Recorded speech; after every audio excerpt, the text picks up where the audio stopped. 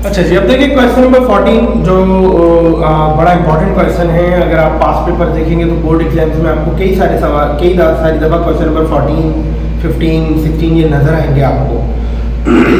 Question number 14 में किस तरह है सवाल, बोले the vertices ABC of a triangle are 2,1, 5,2, 3,4 respectively. यानी कि आपको ट्रायंगल के 3 वर्टाइसेस दिए हुए हैं और रिस्पेक्टिवली का मतलब होता है बिल तरतीब, यानी कि A है आपके पास 2,1, B है 5,2 और C है 3,4। बोला find the coordinates of the circumcentre, ठीक है, and also the radius of the circum circle of the triangle. यानी आपको जो मालूम करना है वो सर्कम सर्किल का सेंटर मालूम करना है और रेडियस भी मालूम करना है। और जो ट्रायंगल दिया हुआ है वो सर्कमस्क्राइबिंग ट्रायंगल है। तो हमने पिछले सवाल में ये था कि जो पॉइंट सर्कम सेंटर था वो आपको गिवन था और आपको ये साबित करना था कि ये सर्कम सेंटर है या नहीं है। तो आपने P से A का डिस्टेंस, P से B का डिस्टेंस और P से C का डिस्टेंस निकाला और ये तीनों डिस्टेंस बराबर आ गए। लेकिन इस सवाल में आपको सर्कम सेंटर के कोऑर्डिनेट्स फाइंड करने हैं। अब अगर सर्कम सेंटर के कोऑर्डिनेट्स फाइंड करने हैं तो मैंने क्या किया, मैंने let P x, y be the coordinates of the circumcentre. यानी कि मैंने एक पॉइंट कंसीडर कर लिया P which is x, y, क्योंकि इसके कोऑर्डिनेट हमें नहीं पता। तो ये x और y ये दो कोऑर्डिनेट्स हैं जो सर्कम सेंटर के हैं, जो कि हमें मालूम करने हैं। ठीक, तो P मैंने ले लिया x, y जो कि कोऑर्डिनेट्स हैं इसके सर्कम सेंटर के of the circle. Circumscribing triangle with the vertices A, B and C ये गिवन है। अब मैंने यहाँ पर तस्वीर बनाई है इसकी, और तस्वीर बनाने की वजह ये कि मैंने आपको बताया था कि इन क्वेश्चन में आप ग्राफ बना लिया करें, आपकी प्लॉटिंग खुद भी स्ट्रांग हो जाएगी और कुछ क्वेश्चन में ज़रूरत भी होती है। तो यहाँ पर मैंने बना ली पहले से ही, क्योंकि जितना अच्छा सर्किल आपको नज़र आ रहा है मैंने तकरीबन 3-4 बार बनाने के बाद ये बनाया है, इसलिए मैंने पहले से ही बना लिया था ये। तो अभी भी थोड़ा सा मज़ेदार सर्किल नहीं, लेकिन कह सकते हैं कि आप एक अच्छा सर्किल है। बराबर, तो फिर अब हमारे पास कोऑर्डिनेट है 2,1, 5,2 और 3,4। तो मैंने जो सर्किल बनाया है उसमें ये देखें, ये जो पॉइंट है ये 2,1, B मैंने लिया है यहाँ पर 5,2। तो ये जो पॉइंट है ये B के कोऑर्डिनेट्स हैं 5,2 और ये जो है वो C के कोऑर्डिनेट्स हैं 3,4, x की वैल्यू 3 और y की वैल्यू 4। अब अगर आप ज्वाइन करें इनको तो ये बन गया ट्रायंगल। अब आप जरा ध्यान दीजिएगा, मैंने जो पिछला ट्रायंगल बनाया था वो खूबसूरत ट्रायंगल इसलिए नजर आ रहा था क्योंकि वो ट्रायंगल मैंने ऐसे सर्किल को ज्वाइन करके बनाया था जिसमें कोई मैंने प्लॉटिंग नहीं की थी। अब आपको ये इसलिए ऐसा नजर आ रहा है क्योंकि मैंने एक्चुअल प्लॉटिंग करके और फिर ट्रायंगल बनाया है। तो बात समझाने का मतलब ये है कि जरूरी नहीं है कि जो सर्कमस्क्राइबिंग ट्रायंगल हो वो इस तरह की शेप में आ रहा हो, ठीक है, ये ऐसे भी हो सकता है,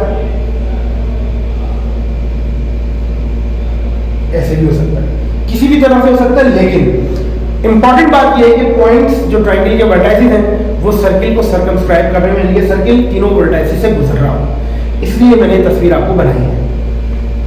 अब हमें P के कोऑर्डिनेट निकालना है। डेफिनेटली P जो है वो सर्किल का सेंटर होगा, सर्किल का सेंटर होगा और उसको हमने नाम दिया है x, y, ठीक है जी। अब हमें P के कोऑर्डिनेट्स फाइंड करने, तो अब ये कैसे फाइंड हो, अब याद रहेंगे ये x और y दो वेरिएबल्स हैं और इन दो वेरिएबल की वैल्यू निकालनी है। तो वेरिएबल की वैल्यू निकालने के लिए वो इक्वेशंस चाहिए होती हैं।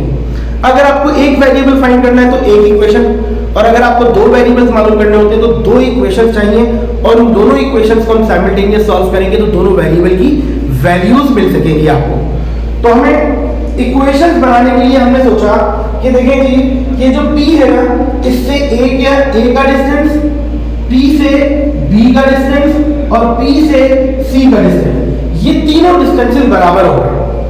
ये बात हमें पता है, हमने भी क्वेश्चन नंबर 13 में भी आपको ये बात सिखाई है कि सर्कम सेंटर से ट्रायंगल के तीनों वर्टाइसेस का जो डिस्टेंस है वो बराबर होता है, ये हमने साबित किया है। तो डेफिनेटली अगर ये ट्रायंगल सर्कमस्क्राइब है और सर्किल का सेंटर P है तो P से इन तीनों ट्रायंगल के वर्टाइसेस का जो डिस्टेंस होगा वो बराबर होगा, ठीक है।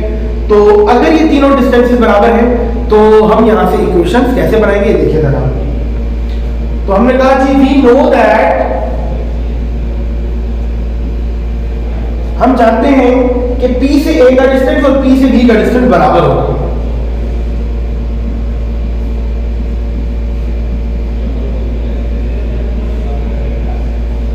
P से A का डिस्टेंस और P से B का डिस्टेंस। जरा ध्यान दीजिएगा हमने ऐसा क्यों किया, जब मैं P से A का डिस्टेंस और P से B का डिस्टेंस बनाऊंगा, इक्वल रखूंगा, तो मुझे एक इक्वेशन मिलेगी और उस इक्वेशन को हम दूसरी इक्वेशन के साथ साइमल्टेनियस सॉल्व करेंगे। अब आप ये सोच सकते हैं कि सर P से A का बराबर आपने P से B को क्यों रखा, P से A को बराबर P से C के भी रख सकते हैं, तो रख सकते हैं, कोई मसला नहीं। अगर इनके डिस्टेंसेस बराबर होंगे, ठीक है, जैसे पिछला डिस्टेंस आ रहा था स्क्वायर रूट ऑफ 10/2, अगर इनके डिस्टेंसेस बराबर होंगे तो डेफिनेटली इनके स्क्वायर्स भी बराबर होंगे। तो स्क्वायरिंग ऑन बोथ साइड कर लेते हैं हम, ये हम करेंगे आगे भी, बता देता हूँ आपको मैं। हम ये स्क्वायरिंग क्यों करते हैं, क्योंकि जब हम डिस्टेंस फार्मूला लगाते हैं तो स्क्वायर रूट आता है, उस स्क्वायर रूट को खत्म करने के लिए हमें स्क्वायरिंग बाद में करनी पड़ेगी, इससे पहले हम बेहतर है कि हम पहले ही कर लेते हैं इसको।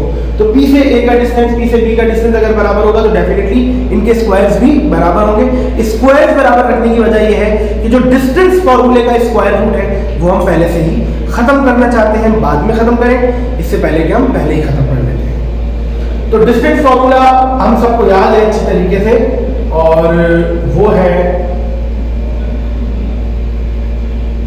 D is equal to square root of x2 minus x1 whole square plus y2 minus y1 whole square.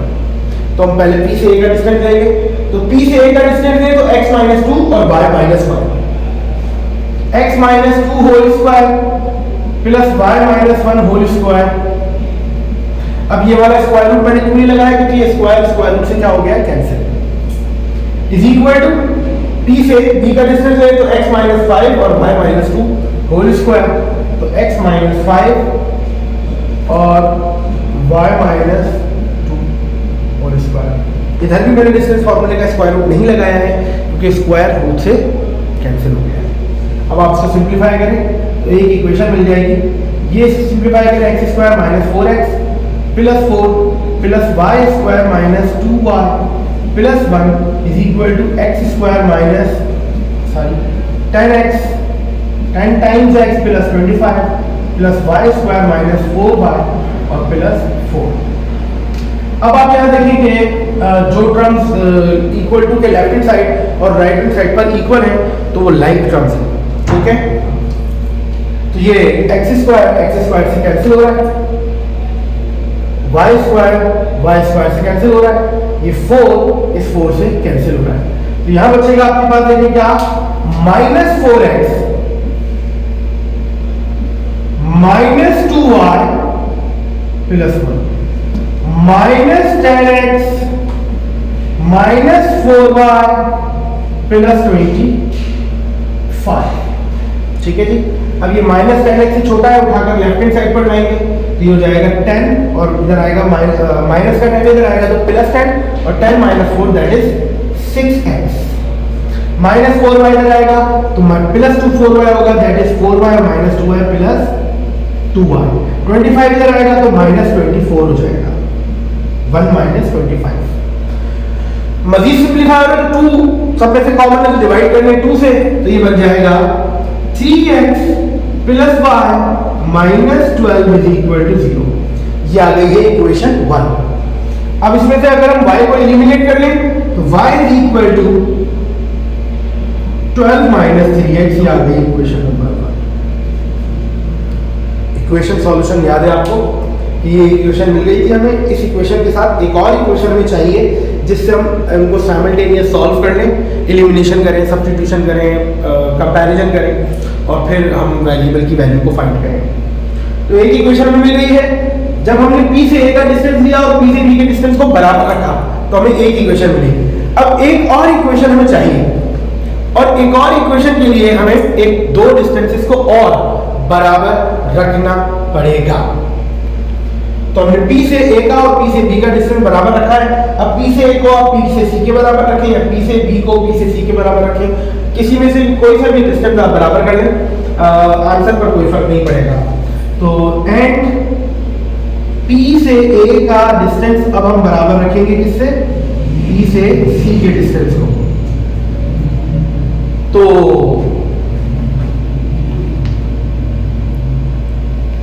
देखिए जी, P से A का distance x minus 2 whole square plus y minus 1 whole square. Is equal to P से C का distance देख रहे हैं तो x minus 3 whole square y minus 4 whole square, तो ये बन जाएगा x square minus 4x plus 4 y square minus 2y plus 1। यहां देखें x square minus 6x plus 9 y square minus 8y plus 16। अब आप जो टर्म्स कैंसिल हो रही है कर लें, x स्क्वायर से कैंसिल, y स्क्वायर से कैंसिल और कुछ भी कैंसिल नहीं हो रहा। अब आप देखें ये माइनस 6x से लेफ्ट हैंड साइड पर लाऊंगा तो प्लस 6x होगा और माइनस 4 करेंगे तो 2x बचेगा। माइनस 8y है लेफ्ट हैंड साइड पर आएंगे तो प्लस 8y और 8y माइनस 2y तो प्लस 6y बचेगा। 1 प्लस 4 5 और 16 प्लस 9 25, तो 5 माइनस 25 करेंगे तो माइनस 20। ठीक है, यकीनन सिंप्लीफिकेशन है, आप लोगों को मुश्किल तो नहीं हो रही होगी इसमें। अब मजीद सिंप्लीफाई हो रहा है तो 2 कॉमन आ रहा है, डिवाइड करते हैं पूरी इक्वेशन को 2 से, ये आ जाएगा x प्लस 3y माइनस 10, ये आ गई equation number.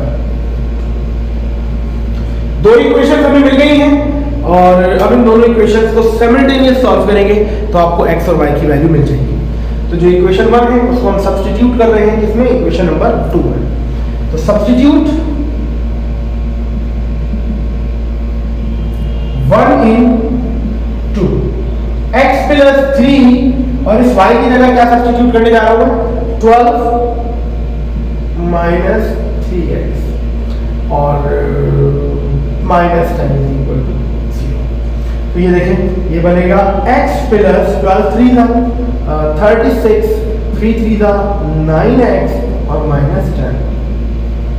x minus 9x करें तो ये होगा माइनस का 8 टाइम्स x, 36 माइनस 10 करें तो ये बनेगा प्लस 26। x की वैल्यू निकालनी है तो minus 8x is equal to minus 26 और x is equal to minus minus से कैंसिल, 26 डिवाइडेड बाय 8 यानी कि x is equal to 13 divided by 4। Now we have a coordinate of a circumcenter x. Now we have to find the value of y. अब इसे y की value निकालनी है तो y की वैल्यू निकालने के लिए क्या करेंगे जी, put x is equal to 13/4 in equation 1। Equation 1 में सब्स्टिट्यूट कर ले तो y मिल जाएगा। तो y is equal to 12 minus 3 और x की जगह 13/4। एलसीएम लूंगा तो 4 आएगा और 12 4 का 48, 13 3 का 39 और 48 माइनस 39 करें तो माइनस 9 डिवाइडेड बाय 4। ये आपको मिल गया सॉरी प्लस 9/4, ये मिल गया आपको y और x और y दोनों के कोऑर्डिनेट्स आपको मिल चुके हैं। सो the coordinates of circumcenter are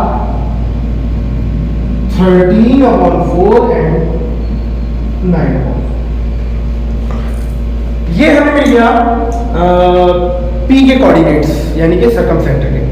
लेकिन हमें साथ में सवाल में उसने ये भी कहा था कि आपने सर्कमसेंटर तो निकालना है, ठीक है, और उसके साथ साथ आपने रेडियस भी फाइंड करना है। यहाँ सेंटर साइन है तो सर्कम रेडियस भी निकालना है। अब सर्कम रेडियस निकालना है इसका मतलब है कि P से A का डिस्टेंस फाइंड करना है, या P से B का डिस्टेंस या P से C का डिस्टेंस। तो सर्कम रेडियस तो इन तीनों के बराबर होगा, तो हम इन तीनों में से कोई सा भी एक डिस्टेंस लेंगे वही सर्कम रेडियस होगा। नाउ फॉर सर्कम रेडियस आपको पता है कि सर्कम रेडियस जो है ना वो होगा P से A का डिस्टेंस, P से B का डिस्टेंस और P से C का डिस्टेंस। अब हमें तीनों डिस्टेंस निकालने की जरूरत नहीं, कोई सा भी एक डिस्टेंस फाइंड कर ले। तो हमने क्या किया, P से A का डिस्टेंस फाइंड करना। p के कोऑर्डिनेट हमारे पास आ चुके हैं 13/4 और 9/4। तो अब 13/4 को माइनस करें a के कोऑर्डिनेट से, तो 13/4 -2 होल स्क्वायर, और y कोऑर्डिनेट हमारे पास है 9/4 -1, तो 9/4 -1 होल स्क्वायर। एलसीएम हुआ तो 4, 13 - 4 2 8, 4 1 4, 9 - 4 अपॉन 4 होल स्क्वायर। 13 - 8 करेंगे तो 5, यानी कि 25 डिवाइडेड बाय 16, इधर से यहां पर भी 25 डिवाइडेड बाय 16, यानी कि 50 डिवाइडेड बाय 16, और जब मैं 50 को स्क्वायर रूट से बाहर निकालूंगा तो 25 2 सा 50 होता है, तो ये हो जाएगा 5 square root of 2 divided by 4। ये आ गया मेरे पास PA का डिस्टेंस, यानी hence the circumradius is 5 square root of 2/4 units। तो ये यकीनन इस एक्सरसाइज का सबसे ज्यादा इंपॉर्टेंट, और आप देखें तो डिफरेंट क्वेश्चन है। हमने अब तक जितने भी सवाल सॉल्व किए हैं, इस तरह का कोई सवाल हमने सॉल्व नहीं किया है। तो यकीनन आपको क्वेश्चन नंबर 14 में कोई प्रॉब्लम नहीं आएगी, और अगर आए, क्योंकि यहाँ से अब आप लोगों को प्रॉब्लम्स आना शुरू होंगी, क्योंकि प्रीवियस जो क्वेश्चन कर रहे थे वो बहुत इजी थे, तो उनमें इतने ज़्यादा आपको सवाल या मसाइल नहीं होने चाहिए थे। यहाँ से शायद थोड़े बहुत आपको परेशानी आए, क्योंकि यहाँ पर हमने इक्वेशंस को सॉल्यूशन किया है, जहाँ जो आप लोगों के लिए थोड़ा सा परेशान कौन होता है, लेकिन डेफिनेटली हम एक और सवाल भी कर रहे हैं, उसमें भी इक्वेशन को सॉल्व करेंगे तो आपको कोई परेशानी नहीं होगी। आप लोग इसका स्क्रीनशॉट लें, हम आगे क्वेश्चन की तरफ चलते हैं। अच्छा जी, क्वेश्चन नंबर 15 भी इसी तरह से जैसे मैंने क्वेश्चन नंबर 14 कराया, लेकिन यहाँ पर वहाँ पर हमने बात की थी सर्किल पर, और यहाँ पर हम बात कर रहे हैं इक्विलैटरल ट्रायंगल पर। ध्यान दीजिएगा, an equilateral triangle has one vertex at the point 3,4 and another at a point -2,3। यानी कि अब तक के सेंटेंस के मुताबिक इक्विलैटरल ट्रायंगल के दो वर्टेक्स आपको दिए हुए हैं, एक है 3,4 और एक -2,3। बोल रहा है find the coordinates of the third vertex. तो बोल रहा है इक्विलैटरल ट्रायंगल का जो तीसरा वर्टेक्स है ना, उसके कोऑर्डिनेट्स बताएं क्या होंगे।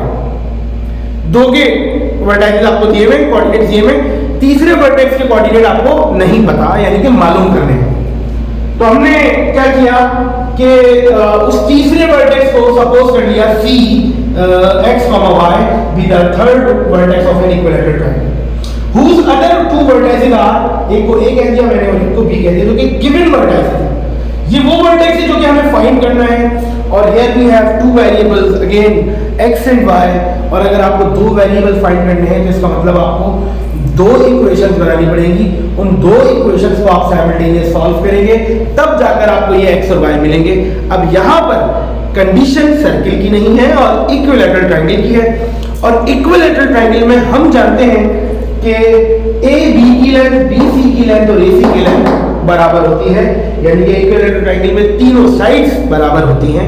ये हमने एक्सरसाइज 2.1 के छठे सवाल में भी सवाल किया था। तो इसमें अब हमें यहाँ पर डिस्टेंस फाइंड नहीं करना, हमें कोऑर्डिनेट फाइंड करने हैं। तो दो डिस्टेंसेस को हम बराबर रखें, AB और BC को बराबर रखें तो A की इक्वेशन मिल जाएगी, AB और AC को बराबर रखें तो दूसरी इक्वेशन मिल जाएगी। दोनों इक्वेशंस को साइमल्टेनियस सॉल्व कर लें तो आपको x और y की वैल्यूज मिल जाएगी।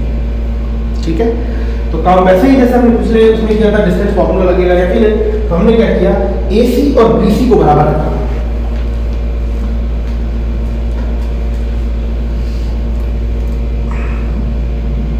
AB is equal to BC। अगर इनके डिस्टेंसेस बराबर है तो डेफिनेटली इनके स्क्वायर बराबर है, और ये स्क्वायर लगाने की मेरी वजह ये है कि जो स्क्वायर रूट है डिस्टेंस फॉर्मूले का वो खत्म हो जाएगा। AB का डिस्टेंस है तो -2 -3, 3 -4, BC का डिस्टेंस है तो x -2 यानी कि x + 2, y -3 तो ये बनेगा -5 का स्क्वायर यानी कि 25, 3 - 4 यानी कि 1 का स्क्वायर 1, x + 2 का स्क्वायर यानी x² + 4x + 4 y² - 6y + 9। Simplify करें तो x² + y² + 4x - 6y, 9 + 4 25, 13 और 25 + 1 26, 13 लेफ्ट हैंड साइड पर आएगा तो माइनस हो जाएगा, तो ये बनेगा +13, सॉरी 26 राइट हैंड साइड पर लेके जा रहे हैं, ये माइनस का 13, 9 + 4 13 है, 26 को राइट हैंड साइड पर ले जाएंगे तो -26 होगा, 13 - 26 -13, ये आ गई इक्वेशन।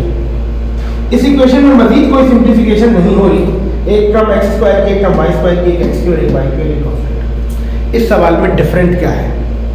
प्रीवियस क्वेश्चन में जो हमने किया था 14, उसमें क्या था कि लेफ्ट हैंड साइड पर भी x² y² की टर्म थी और राइट हैंड साइड पर भी x² y² की टर्म थी, तो वो दोनों टर्म्स लाइक होने की वजह से कैंसिल हो गई थी। लेकिन यहाँ पर लेफ्ट हैंड साइड पर x² y² की टर्म नहीं है। उसकी वजह ये कि जो a और b दोनों थे वो उनमें वेरिएबल नहीं था। अब इस इक्वेशन को देख के थोड़ा सा घबरा रहे होंगे आप, क्योंकि ये इक्वेशन बड़ी है, लेकिन परेशान ना हो, अगली इक्वेशन देखते हैं कि क्या होगा। अब जरा ध्यान दें, अगर मैंने AB और BC बराबर रखा, AB और BC बराबर रखा, तो ये इक्वेशन बनेगी। अब अगर मैं AB को AC के बराबर रखूंगा तब भी मुझे ऐसी इक्वेशन मिलेगी, ठीक है, क्योंकि x² y² कैंसिल नहीं होगा, जिसमें भी AB आ रहा होगा, क्योंकि वहां पर x और y नहीं है। तो अब अगर मैं A से C और B से C का डिस्टेंस बराबर रखूंगा तो दोनों डिस्टेंस के अंदर x और y की टर्म आएंगे, x² और y² जो ये आएंगे वो कैंसिल हो जाएंगे, तो यहां पर इक्वेशन हमें हल्की मिलेगी। इसलिए मैं क्या करूंगा, AC और BC के डिस्टेंस को मैंने बराबर रखा। अगर मैं इनके डिस्टेंस बराबर रखूंगा तो डेफिनेटली इनके स्क्वायर्स भी बराबर होंगे। अब आप डिस्टेंस लें, AC का डिस्टेंस लें तो x - 3 whole square, y - 4 whole square. BC लूं तो x - -2 तो x + 2 होल स्क्वायर और y - 3 होल स्क्वायर। अब ये देखिए तो ये बनेगा x² - 6x + 9 y² - 8y + 16 is equal to x² + 4x + 4 और y² - 6y + 9। अब आप देखें AC और BC के डिस्टेंस को इक्वेट करने का फायदा ये होगा कि जो टर्म्स एक जैसी हैं वो कैंसिल हो जाएंगी।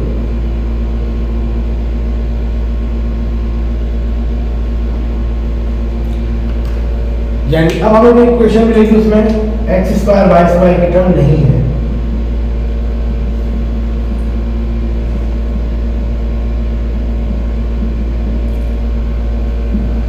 -6x राइट हैंड साइड पर जाएगा तो +10x होगा, -8y राइट हैंड साइड पर जाएगा तो +8y और 8y - 6y + 2y, 16 right hand side पर जाएगा तो -16 होगा और 4 - 16 -12 पूरी इक्वेशन में से 2 कॉमन आ रहा है, डिवाइड करते हैं 5x + y और -0 यानी कि y = 6 - 5x, इक्वेशन नंबर 2। अब इस इक्वेशन 2 में आप देखें तो x² y² की टर्म नहीं है। ये इसलिए हुआ है कि हमने AC और BC के डिस्टेंस को बराबर रखा और x² y² कैंसिल हुआ है। और अगर मैं AC और AB लेता तो फिर मुझे इसी तरह की इक्वेशन मिलती, सॉल्व करने में थोड़ा टाइम लगता। तो अब सब्स्टिट्यूट करिए इक्वेशन 2 को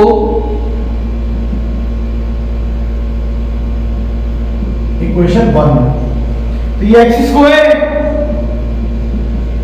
y की जगह 6 - 5x स्क्वायर + 4x -6y की जगह 6 - 5x और -13। अब मजीद सिंप्लीफाई करें इसको, x² - 6 का स्क्वायर 36 और -2ab, तो 2ab करेंगे, a है 6 और b है 5x, तो 6 × 5 = 30, 30 × 2 = 60x। और 5x का स्क्वायर करेंगे तो 25x square plus 4x, 6 is 36 और 6 5 30 माइनस का 36 और प्लस का 30। अब इसको मजीद सिंप्लीफाई करें तो एक एक्स स्क्वायर की टर्म नहीं है और एक 25x स्क्वायर, तो ये हो गया 26x स्क्वायर माइनस 60 और माइनस प्लस 30, ठीक है, और ये प्लस 34। माइनस 60 और प्लस 34 को करेंगे तो आपको मिलेगा माइनस का 26 है, ठीक। और आपका कांस्टेंट है, एक 36 कांस्टेंट है और एक कांस्टेंट माइनस 36 है, दोनों कैंसिल हो गए, आखिर में बचेगा माइनस 30, यानी कि प्लस 36 और माइनस 36 कांस्टेंट दोनों क्या हो गए हैं, कैंसिल। अब क्वाड्रेटिक इक्वेशन बन गई है, डिवाइड पूरी इक्वेशन बाय 2, तो ये मजीद सिंप्लीफाई हो रहा है, 13x स्क्वायर माइनस 13x और माइनस सॉरी पूरी इक्वेशन में से 13 कॉमन आ रहा है, तो ये हो जाएगा 2x स्क्वायर माइनस 2x और माइनस 13 के टेबल में आ रहा है। तो ये क्वाड्रेटिक इक्वेशन बन गई है। इस क्वाड्रेटिक इक्वेशन को हम सॉल्व करेंगे तो एक x की वैल्यू मिल जाएगी, दो x की वैल्यू मिलेगी, इसी तरीके से दो y की वैल्यूज भी मिलेगी। तो हम इसको सॉल्व करते हैं, पहले आप इसका स्क्रीनशॉट ले लें और फिर हम आगे बढ़ते हैं। अच्छा जी, अब इस क्वाड्रेटिक इक्वेशन को सॉल्व कर लेते हैं। मिडिल टर्म ब्रेक नहीं हो रही, 2 अंदर 2 का फैक्टर 2 नहीं बनाता, तो a 2 है, b माइनस 2 है और c माइनस 1 है। क्वाड्रेटिक फार्मूला आपको याद है यकीनन, minus b plus minus b square minus 4ac under square root whole divided by 2।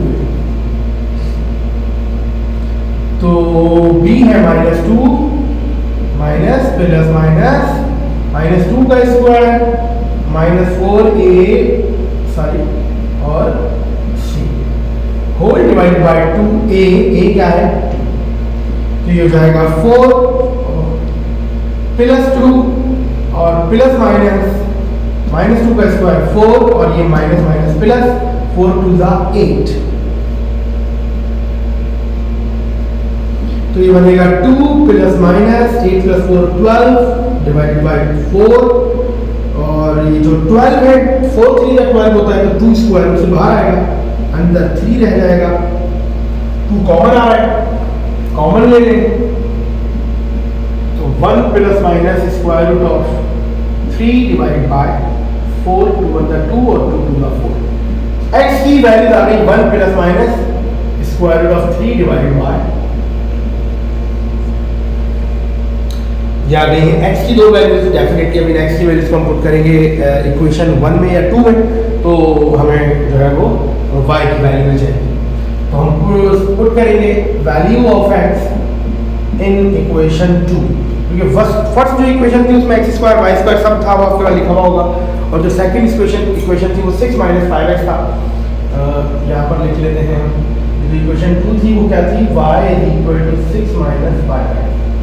इस इक्वेशन में हम x की वैल्यू सब्स्टिट्यूट करते हैं, तो 6 माइनस 5 और x की जगह 1 plus minus square root of 3 divide by 2। LCM लूंगा तो 2 आएगा, तो 2 6 जा 12 minus 5 1 5 plus minus 5 square root of 3, 12 minus 5 करें तो 13,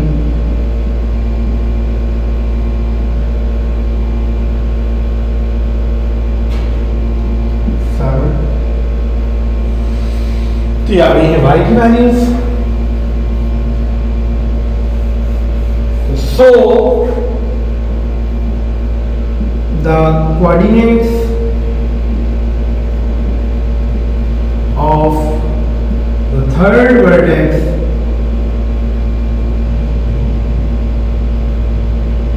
are 1 plus minus square root of 3 divided by 2 comma 7 plus minus 5 square root of 3 divided by, plus minus है तो एक प्लस में और एक माइनस में इस तरह से होगा, ये प्लस वाले कोऑर्डिनेट में प्लस आएगा, माइनस वाले कोऑर्डिनेट में माइनस आएगा, यानी कि इस तरह होगा। देखिए तो होगा 1 plus square root of 3 divided by 2, 7 plus 5 square root of 3 divided by 2, और 1 minus square root of 3 divided by 2 और 7 minus 5 square root of 3 divided by 2, ऐसे।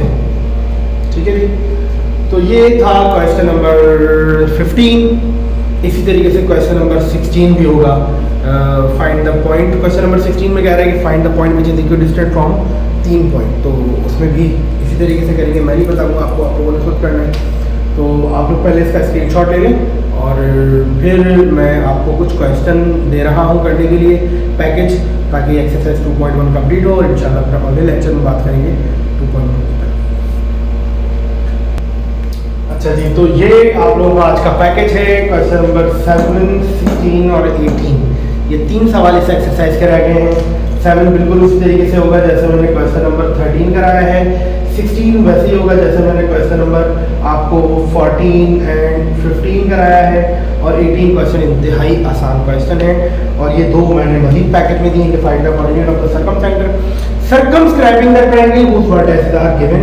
यानी कि एक पार्ट ये है जिसमें 3 वर्टेक्स दिए हुए, इसका सर्कमसेंटर निकालना है। एक पार्ट ये है और इसका भी सर्कमसेंटर आपको फाइंड करना है। तो मुझे उम्मीद है कि ये क्वेश्चन आपको समझ में आ गए होंगे। आज का लेक्चर बड़ा इंपॉर्टेंट था, उन तमाम चीज़ों को आपने बड़े ध्यान से समझना है, चीज़ों को देखना है। और इंशाल्लाह अगले लेक्चर में हम बात करेंगे exercise 2.2, the division of a point, division of a line by the point in a given ratio. और बड़ा इंपॉर्टेंट लेक्चर है, उसमें हम डेरिवेशन करेंगे अगले लेक्चर में और फिर फर्दर क्वेश्चंस कुछ सॉल्व करेंगे।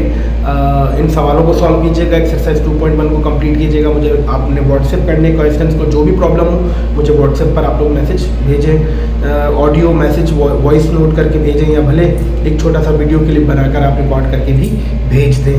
ठीक है, तो वो ज़्यादा बेहतर होगा। जूम पर थोड़ा सा आप लोग अवॉइड करते हैं, कन्फ्यूज़ हो जाते हैं, चीज़ों को नहीं पूछ पाते, तो आप लोग मुझे व्हाट्सएप पर पूछें। इंशाल्लाह अगले लेक्चर में मुलाकात होगी। अपना ख्याल रखिएगा।